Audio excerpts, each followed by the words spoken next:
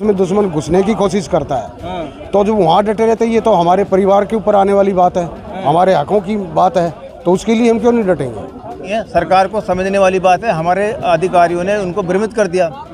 जब हम 18 साल 20 साल घर छोड़ कर बॉर्डर पर पड़े रहे, वो तो जंगल था, सामने दुश्मन था, और ये तो दिल्ली है देश की राजधानी, यहाँ तो हम पड़े ही रहेंगे जब तक हमारी मांग मानी नहीं जाएगी। एक सैनिक की आवाज़ कभी भी अनसुनी नहीं की जा सकती, इससे देश की छवि खराब होती है। जबकि ऐसा कुछ नहीं है, ऑफिसर जो है ना वो कोई कंधे पे मतलब टैंक लेके लड़ाई नहीं लड़ता है, वो जवान लड़ता है। तो महामहिम राष्ट्रपति के नाम, प्रधानमंत्री के नाम, रक्षा मंत्री के नाम ज्ञापन जाएंगे और संस्थाएं भी देंगी, और जो इंडिविजुअल जो जवान है पूर्व सैनिक है वो भी देगा।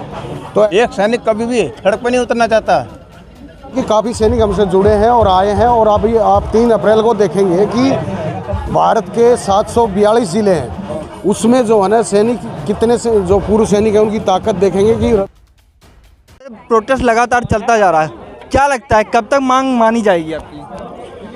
मांग तो हमारी देखो सरकार के पास में जो है ना पहुंच गई है, और ये अभी सरकार के ऊपर डिपेंड करता है कि वो कितने दिनों में इसको मानेंगे। सर महीने हो गए हैं और अभी तक बात नहीं पहुंची सरकार तक। बात पहुंच गई है, फिर क्यों नहीं मान रही सरकार? ये सरकार जो है ना अभी उस पर मंथन जारी है, जल्दी ही इस पे जो है ना सरकार। मंथन चलेगा, चुनाव भी आ रहा है। कोई बात नहीं, चाहे साल हो जाए कोई दिक्कत नहीं है, साल तक डटे रहेंगे आप? डटे रहेंगे हम, हमारा काम है डटना। सैनिक जो है हर मोर्चे पे डटा रहता है, तो यहाँ भी जब सैनिक देखो हमारे देश में दुश्मन घुसने की कोशिश करता है तो जो वहाँ डटे रहते हैं, ये तो हमारे परिवार के ऊपर आने वाली बात है, हमारे हकों की बात है, तो उसके लिए हम क्यों नहीं डटेंगे, डटेंगे, डटे रहेंगे। अच्छा, वो आरोपी का क्या मुद्दा है सर, आप बताएंगे कुछ?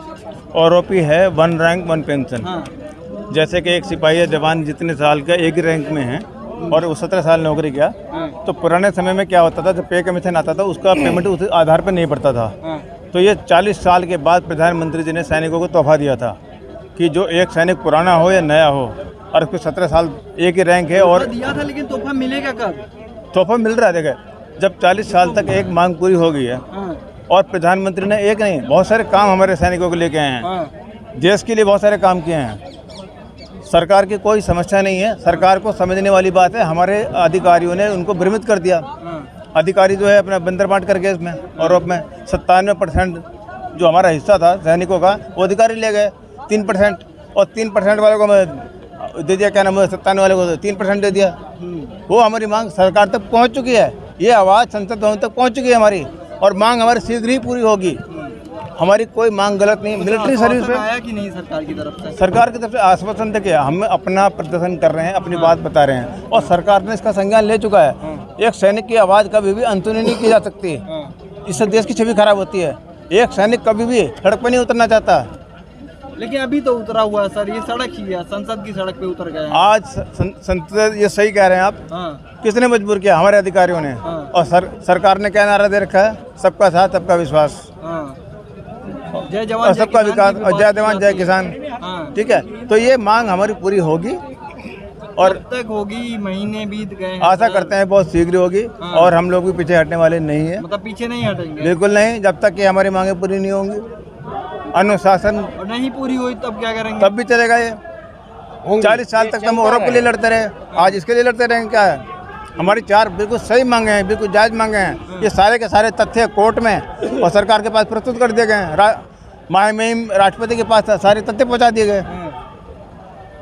इतने दिन हो गए, आप लोग घर द्वार छोड़ के आते हैं, क्या लग रहा है कि अगर बात भी नहीं मानी जाएगी, घर से भी दूर हैं, तो यहाँ कैसा लगता है आपको? जब हम 18 साल 20 साल घर छोड़ कर बॉर्डर पर पड़े रहे, वो तो जंगल था, सामने दुश्मन था, और ये तो दिल्ली है देश की राजधानी, यहाँ तो हम पड़े ही रहेंगे जब तक हमारी मांग मानी नहीं जाएगी। मानी नहीं जा रही है सर? जब तक मानी नहीं जाएगी पड़े रहेंगे, और उम्मीद है मोदी जी ऐसा हमारे साथ दुर्व्यवहार नहीं कर सकते जैसे अफसरों ने कर दिया।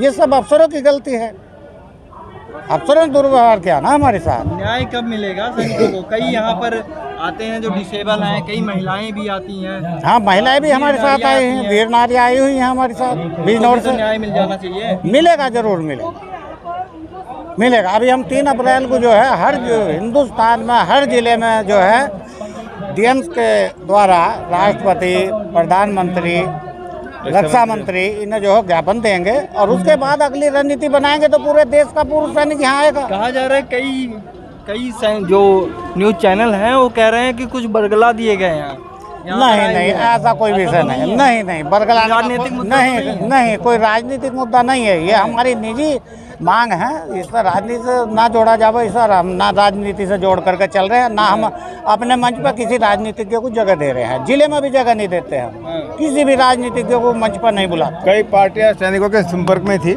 लेकिन सैनिकों ने खुद मना कर दिया, किसी राजनीतिक पार्टी को हम अपने साथ में नहीं लेंगे, हम अपनी मांग अपनी लड़ाई खुद लड़ेंगे। सर सारी पार्टीज आपके नाम पे वादा करके आ जाती हैं, जीत जाती हैं, उसके बाद भी बात नहीं सुनी जाती। अभी तक किसी पार्टी ने, सब कह रहे होंगे यहाँ पर आने को, वो भी अपने पॉलिटिकल फायदे में होंगे ना।